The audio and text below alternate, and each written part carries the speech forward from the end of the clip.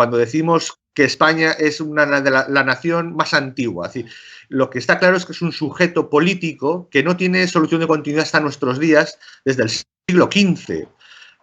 Al margen de que, como dices, tanto don Dalmacio como don Antonio, por supuesto, se consolida con el imperio, naturalmente, pero ya había nacido, es decir, los reyes católicos, Isabel y Fernando, son los primeros en las Cortes de Madrigal de 1474, en la que hacen ese paso que se llama de la Edad Media a la Edad Moderna, en cuanto a que a la nobleza se le quita el monopolio tanto de la justicia, que pasa a ser monopolio de todo el territorio de la corona, el monopolio de las armas, en realidad se pasa a ser, ya no tienen derecho los señores feudales a tener ejércitos privados, es decir, ya todo está dentro de la ley de la corona, y de la representación política. Es decir, en la Edad Media, en los reinos medievales, un gran señor, el de Aquitania, duque de Aquitania, podría perfectamente tener un acuerdo con el rey de Castilla o el emperador del Sacro Imperio, por ejemplo, al margen del soberano. A partir de ese momento no existe ninguna embajada de Castilla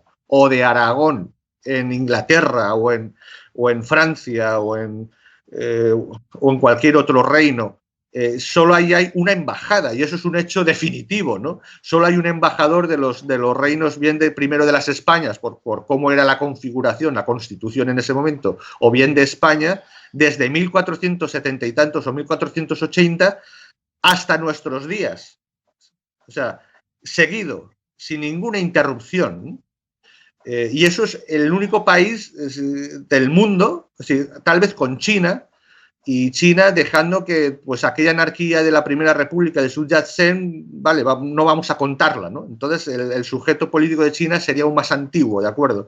Pero de toda Europa nos damos cuenta que es Inglaterra de Enrique VIII la que consigue pasar a ese Estado-nación moderno, con la ley de la supremacía de la corona, y por lo tanto cuando se vence a los feudales y él recibe todo el poder que hemos dicho, esos monopolios. En Francia ocurre con Luis XIV, después de la Segunda Guerra de la Fronda. Bueno, así sucesivamente en los países.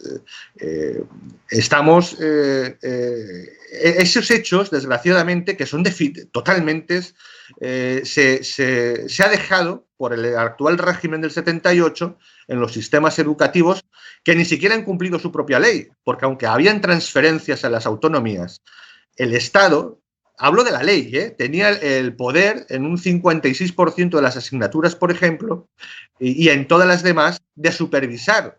O sea, si se ha dejado que se haya inventado una historia en el territorio catalán, por ejemplo, que más o menos tiene la misma historicidad que Juego de Tronos, por ejemplo, yo creo que Juego de Tronos aún tiene más historia que muchas de las cosas que cuentan en Cataluña, pues es porque la han dejado, y lo han dejado todos los gobiernos del sistema de partidos.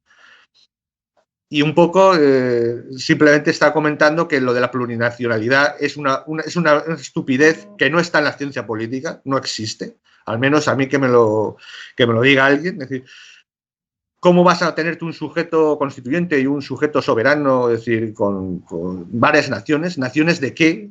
Si no hablamos de naciones soberanas, ¿de qué naciones hablamos? Porque culturalmente, pues oye, hasta las comarcas tienen cultura propia.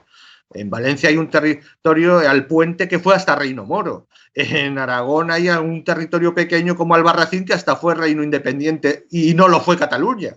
La identidad hispana tiene 2000 años. O sea, podríamos hablar aquí desde Roma, que hasta en algún momento se emplea en una guerra civil, se separa, Sertorio utiliza la unidad hispana para intentar la reforma que no han conseguido los gracos, ¿no? Es decir, los godos son, pues precisamente para intentar que funcionara el reino, siendo los que mandaban y los que tenían la fuerza, los que se convierten ellos. Ellos se convierten en la religión de la mayoría de la población y aceptan su lengua, porque era la única forma de que... Es decir, como tú bien dices, Mauricio, es la actual, porque como había dicho antes Gustavo, es anterior, la nación nace con muchas cosas anteriores y en realidad el actual sujeto político que es España nace en ese momento, el actual, porque hubo otras versiones anteriores.